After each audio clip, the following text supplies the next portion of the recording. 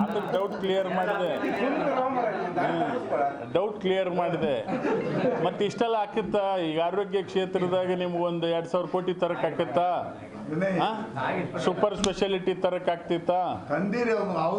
ಅದನ್ನ ನೆನಸು ಅಷ್ಟೇ, ಆತ್ಮದಿಂದ ನೆನಸು. ಅದಕ್ಕೇನು ಮಾಡ್ಬೇಕು ಮಾಡು, ಮುಂದೆ ಹೇಳು.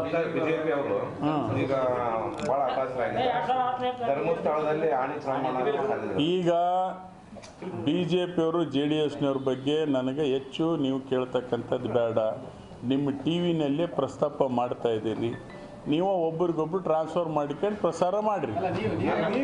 ನಾವು ಹೇಳಿದ್ದೀವಲ್ಲ ನೋಡ್ರಿ, ನಾನೇನು ಹೇಳ್ತೀನಿ, ಅವ್ರವ್ರ ಪಕ್ಷದ ಶಾಸಕರುಗಳನ್ನು ಅವರು ಹತೋಟಿಯಲ್ಲಿ ಹಿಡ್ಕೊಳ್ಳೋದ್ರಲ್ಲಿ ವಿಫಲರಾಗಿದ್ದಾರೆ.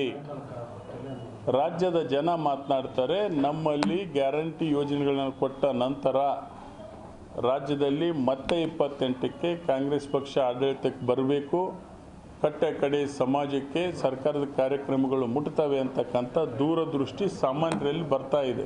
ಹಾಗಾಗಿ ಹೆಚ್ಚು ಗೆಲ್ತೀವಿ ಅಂತಕ್ಕಂಥ ಮಾತು ಹೇಳಿದ್ದೀವಿ.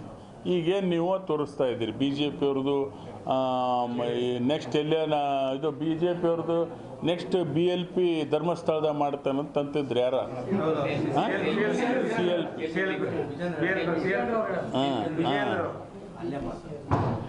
ಅದು BLP, ನಮ್ಮದು CLP. ಇದು ಕಾಂಗ್ರೆಸ್ ಪಾರ್ಟಿ CLP, ಅದು BLP. ಅದು ಧರ್ಮಸ್ಥಳದ ಮಾಡ್ತಾರಂತ ಹೇಳ್ತಿದ್ರು, ನನಗೆ ಗೊತ್ತಿಲ್ಲ.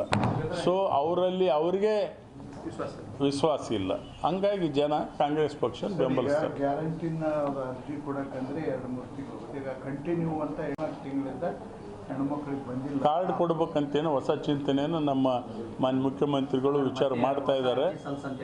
ಹೊಸ ಅರ್ಜಿ ಸ್ವಲ್ಪ ಡೂಪ್ಲಿಕೇಶನ್ ಆಗಿದಾವೆ ಅಂತೇಳಿ ಮಾಡ್ತಾ ಇದ್ದಾರೆ. ಸೊ ನಿಲ್ಲಲ್ಲ, ನಿರಂತರವಾಗಿ ಮೊನ್ನೆ ಮಾಜಿ ಮುಖ್ಯಮಂತ್ರಿ ಸ್ಪಷ್ಟನೆ ಕೊಟ್ಟಿದ್ದಾರೆ. ಸನ್ಮಾನ್ಯ ಸಿದ್ದರಾಮಯ್ಯ ಸಾಹೇಬ್ರವರು ಗ್ಯಾರಂಟಿ ಯೋಜನೆ ಯಾವುದೇ ಕಾರಣಕ್ಕೆ ನಿಲ್ಲಲ್ಲ ಅಂತೇಳಿ ದಯಮಾಡಿ ಇಷ್ಟ ಹಾಕಿ ತಾವು ಇಷ್ಟು ಮುಂಡ್ರಾಬಾದಿಗೆ ಬಂದು ಸಹಕಾರ ಮಾಡಿರಿ ಅಂತ ವಿನಂತಿ ಮಾಡ್ತೀನಿ.